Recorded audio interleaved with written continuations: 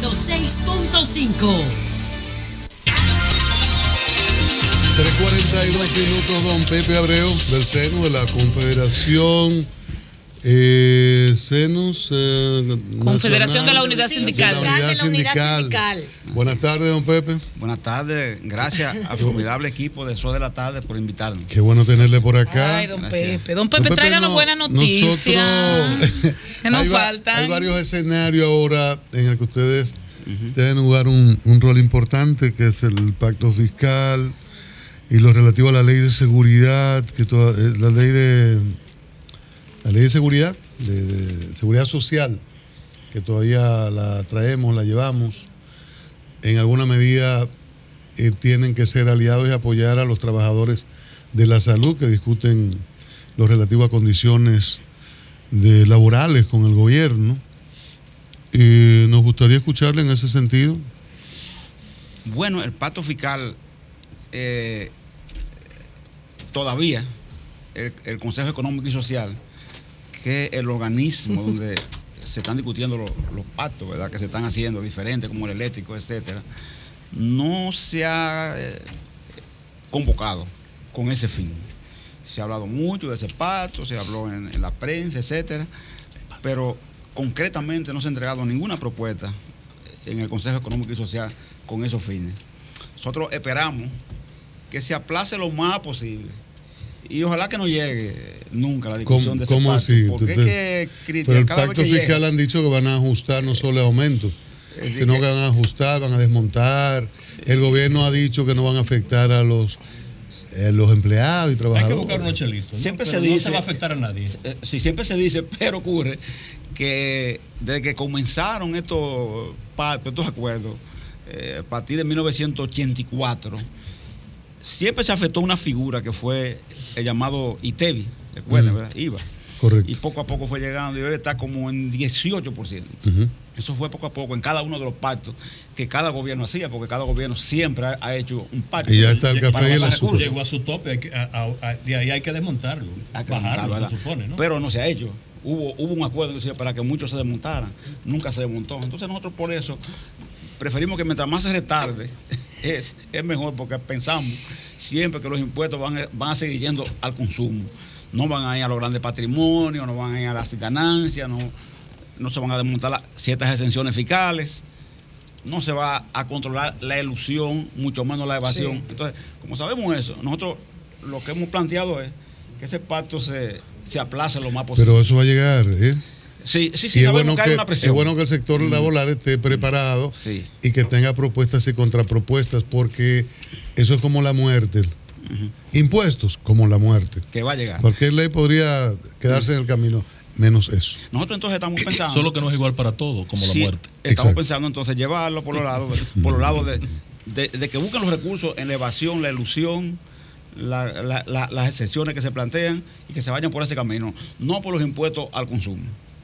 En cuanto al tema referido a la seguridad social, nosotros lo que hemos planteado es la necesidad de que ya a 15 años de la ley se haga un ajuste de ella, una modificación que implique ver el tema salud, ver el tema pensiones, fondos de pensiones, ver el tema riesgos laborales y ver los regímenes de la ley, especialmente el contributivo subsidiado, porque hasta ahora ese régimen contributivo subsidiado está planteado ahí. Pero como letra muerta, ¿tú entiendes lo que no hay forma de que se ponga en ejecución? Y no parece haber voluntad política para echarlo adelante.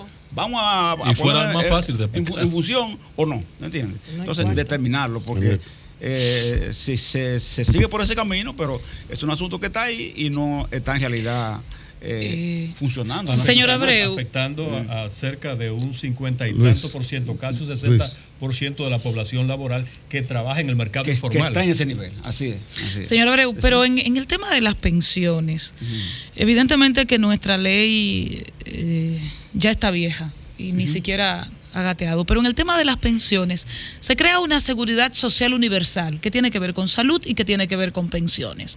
No obstante, los policías y militares tienen su plan, el Banco Central tiene su plan, Los legisladores tienen su plan. El Banco de Reservas tiene su plan. Hoy ha sido tema todos estos días porque algunos legisladores se quieren pensionar. Entonces, eso el iría... El ayuntamiento del distrito tenía su plan y fue ahora mismo Entonces, cuando el ayuntamiento no tiene el plan, esa sugerencia de pensión va al Ejecutivo a que lo pensione con el viejo modelo. ¿Por qué digo todo esto? Y le pregunto, o sea, ¿ha valido la pena el plan de pensiones? Porque mire, yo que estoy cotizando me siento abusada porque me han cogido de pendeja. O sea, ¿de qué ha valido la pena? Si hay tantos planes paralelos al punto de que uno ni los entiende. Hoy anunciaron a nivel que había aquí Jaque anunciando que el monto acumulado es de 309 mil millones de pesos. Ella lo dice así, cuando la gente oye eso. Y se ríe. Y yo tengo dinero, bueno, caray. Y como que el impacto de eso, ¿en qué ¿Cuál me es el beneficia? cargo de ella? La gente no encuentra cómo lo que es. Pero lo peor de eso, Aníbal, se incrementa en 6.000 millones cada mes. Exacto, que todo el que puede hace un plan de pensión particular. Efectivamente, entonces, ¿qué utilidad tuvo la ley de seguridad social en ese aspecto? Entonces se hace para un grupo. Entonces, los salarios más altos, o sea, los que más pueden aportar, los que tienen más capacidad de aporte, se salen del sistema. Y crean su plan, caso de los legisladores, que ni ellos creen en él. Uno particular. Entonces, como tú dices, de aquí en el año 2028 comenzarán a salir los primeros pensionados por vejez. O sea, que son los jóvenes actuales, así como Anivelca, comenzarán a tener en el año 2028 más o menos derecho a pensión. Cuando vayan esos jóvenes a buscar esa pensión, existen fuertes dudas de si el sistema, aún con todo ese acumulado que vemos ahí, con todo ese dinero, va a estar en capacidad de responder. ¿Por qué? A esa pensión. ¿Por qué? Lo que se plantea es, oiga esto, lo que se plantea, que el monto cotizable es bajo. Ajá, es decir, sí, que ese 10% que se cotiza, que recuérdense que es un 70, ¿verdad? 70 el empresariado, 30 el trabajador. El trabajador. No da en realidad para una pensión porque la intermediación es muy cara. Y acuérdense quiénes hacen la intermediación. Hay una ley que busca mejorar ese tema, pero que por ende no ha sido aprobada, que es del diputado Cabrera. ¿Quiénes la hacen? La hace una red en la que están los seguros, acuérdense de eso, ¿verdad? La FP y los bancos. Esa es una red, una triada, que es la que en definitiva termina controlando. Pero los generales se van con medio millón. Pero lo que usted tiene que evaluar, don Pepe, es dónde se está invirtiendo esos 309 mil millones de pesos. O sea, ¿qué tipo de inversiones se está haciendo que garantice en el tiempo un retorno para que los futuros beneficiados tengan garantía? Porque más que a ese elemento que usted refiere, a lo que yo le tengo temor es a los tipos de inversiones. Pero fíjese, que se están haciendo fíjese Ángel, él puso un asunto clave también. El tema de inversión es altamente peligroso, discutible por lo siguiente. Ahora mismo, por ejemplo, ahora mismo que estamos hablando aquí de la construcción de planta eléctrica, por ejemplo, se planteó la posibilidad de invertir 500 millones de los fondos de pensiones en la construcción de planta eléctrica. ¿De la planta eléctrica? ¿De la de carbón? Sí, de la de carbón. Se planteó de Catalina. Lo cual no fue necesario. Oiga, se aprobaron los instrumentos, pero no fue necesario. No se aprobaron. Señores, no se cogieron. Yo le pregunto, no se usaron. Yo le pregunto a este equipo, ¿me alegro o me pongo triste por la acción, por lo que pasó? Yo creo que había un buen retorno ahí, Pepe. Explícate. Pero si me alegro me pongo triste. ¿Por qué? Porque ocurre que a no invertirlo, uno se alegra porque dice, bueno, háblale al micrófono, Pepe. Como este asunto de la electricidad en República Dominicana es tan inseguro, quizás me alegro porque la inversión pudo perderse, ¿verdad? Pero me pongo triste porque entonces los fondos se quedan congelados, ¿entiendes? En las AFP, manejándose en el propio sistema, que lo que permite es que estén de Hacienda a Banco Central. El tipo, entonces, de ganancia que esos fondos obtienen no va a dar para que Consuelo, su capacidad de retorno cuando vaya a recibir la pensión, sea de más del 30% de su sueldo actual. Nada más ganan las AFP. ¿Usted entiende? La señora Jaque, perdón, que yo pregunté ahorita, ¿qué hacía? Y el trabajador no. Es la presidenta, perdón, Pepe, de la Asociación Dominicana de Administradoras de Fondos de Pensiones. De consiguiente, el anuncio fue con mucho entusiasmo de que hay 309 mil millones de pesos. Que ellos nada más con un clic, como dice un anuncio por ahí, lo mueven de un lugar a otro al Banco Central y se ganan todo el dinero. Pepe, ¿podrías repetir mucho lo que riesgo. acabas de decir, Pepe? Sí. Lo que acabas de explicar, ¿tú lo podrías repetir más despacio, por favor? Sí. La viabilidad y la utilidad del sacrificio de cotizar en pensiones para la generación actual. ¿Cómo va a ser eso? Despacio, por favor. Oye, eso, Pablo. Gracias. Pablo, por ejemplo, los fondos de pensiones españoles, ¿entiendes? Los fondos de pensiones de los nórdicos. Para hablar claro, ¿verdad? Que uno de los mejores de los nórdicos. Los de Chile se fuñeron. Invierten, señores, viviendas en temas de generación eléctrica. Invierten. Claro. Porque es una de las inversiones más segura y más rentable. ¿Entiendes lo que? Ellos invierten y con más seguridad de retorno. Y con más seguridad de retorno. Ellos invierten, oiga, Consuelo, los fondos nórdicos invierten ahí. Sí. Y sabes que es un sistema más justo, Pablo. Y ellos invierten ahí. Porque el retorno es bueno y permite pagar pensiones más altas y más estables. Entonces, aquí en este país, hicimos lo siguiente.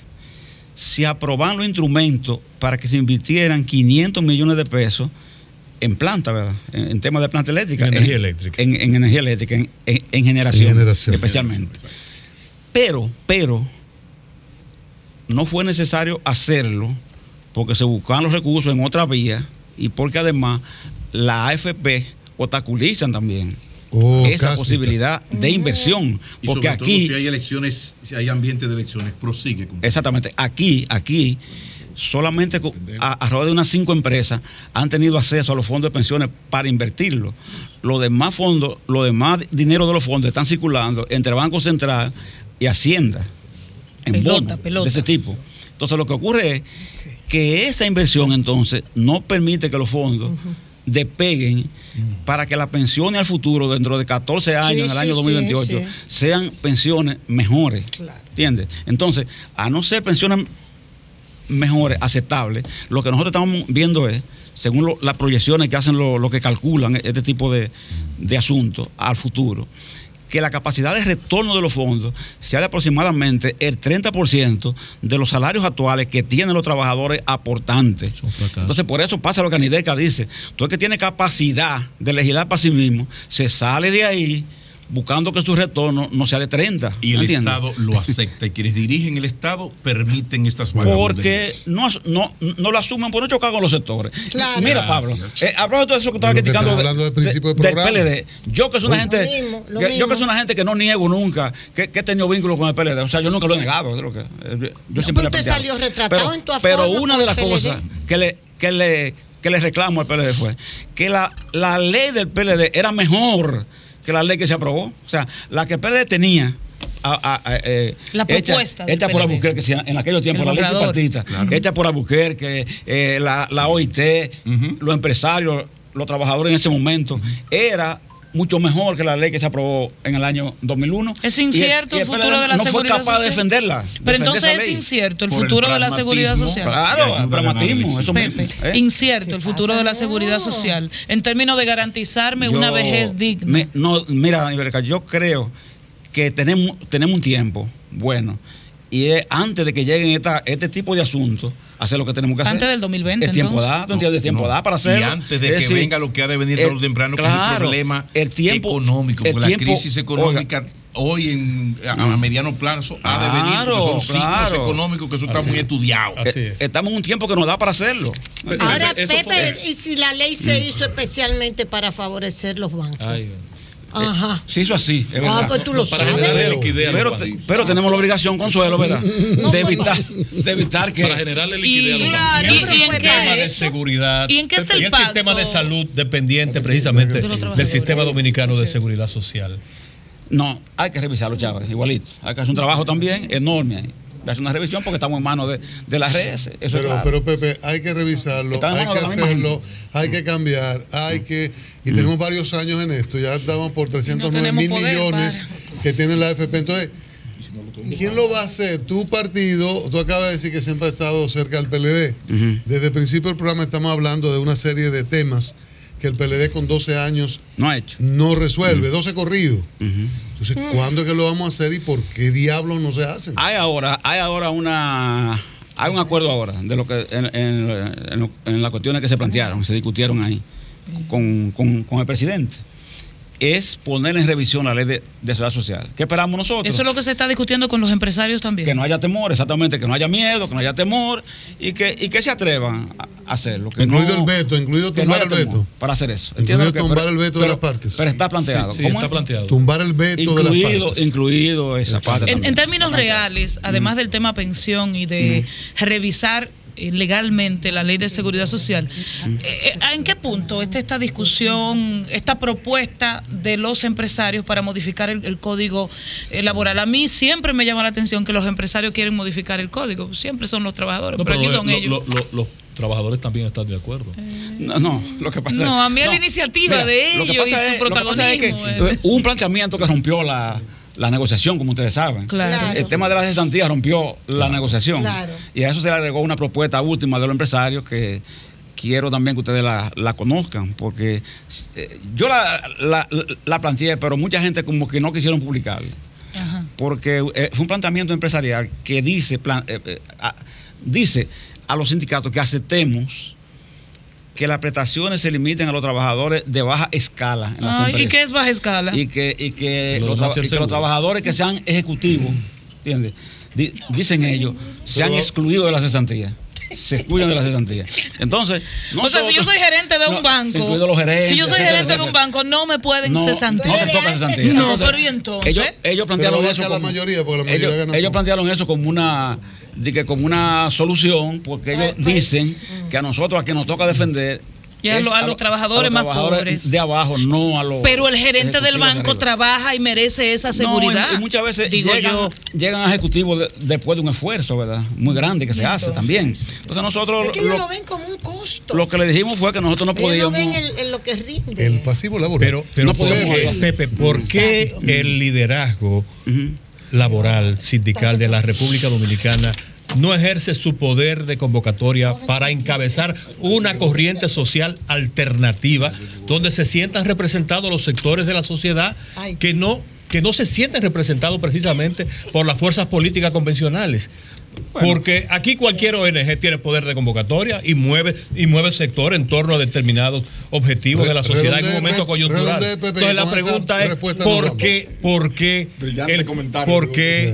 el liderazgo sindical no ejerce ese poder de convocatoria que tiene, sin duda alguna? Que Pepe tiene que huir. Pepe, si tú tienes una denuncia que hacer, nos está llamando nuestra coordinadora. Adelante. Sintético, decirle a Chávez, el código está parado por la resistencia del movimiento sindical. Es así. Si no, hace años que no existiera, ya no estuviera ahí. Okay. En cuanto a lo otro, decir lo siguiente, miren, en estos momentos se está construyendo dos obras importantes en el país.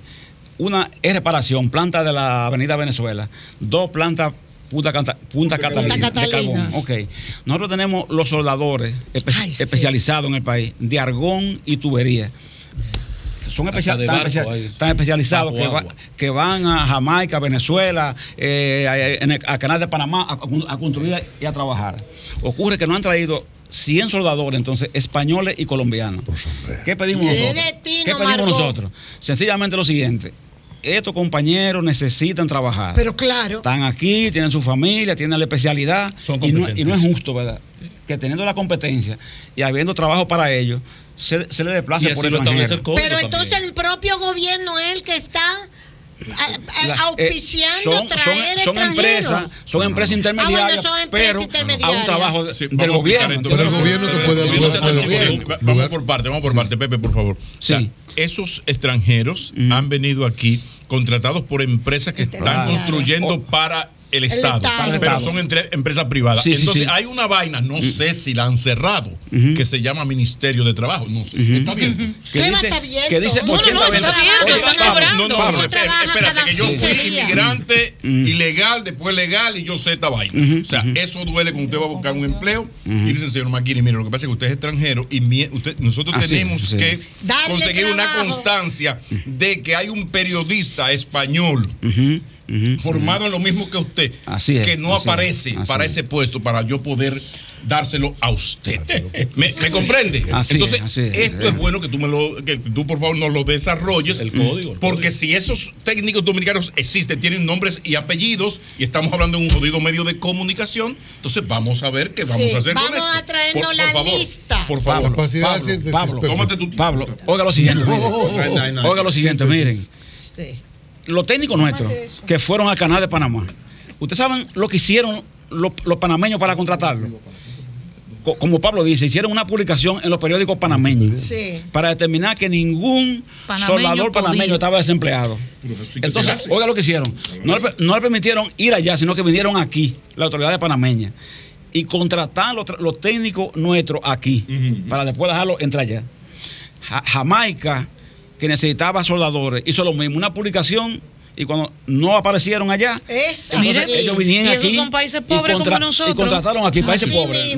El Corte Inglés de España hace lo mismo vía ministerio, vía embajada española. Y tú así mismo.